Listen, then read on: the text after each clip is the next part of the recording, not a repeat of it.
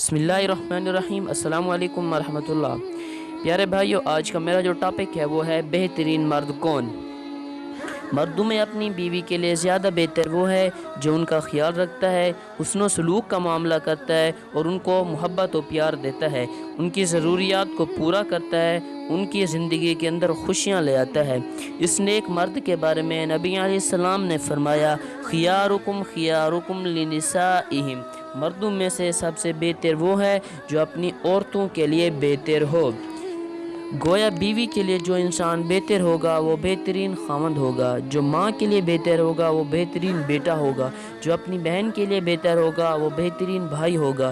چنانچہ ہر مرد کو چاہیے کہ وہ بہترین بیٹا بنے، بہترین بھائی بنے، بہترین خاوند بنے اور بہترین باپ بنے۔ یہ نعمت کیسے نصیب ہو سکتی ہے؟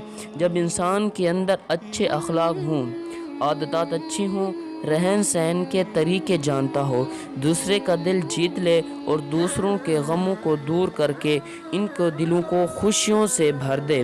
امید کرتا ہوں کہ آپ کو میری یہ ویڈیو اچھی لگی ہوگی۔ ایسی مزید ویڈیوز دیکھنے کے لیے ہمارے چینل کو سبسکرائب کریں اور بیل آئیکن کو ضرور پریس کریں۔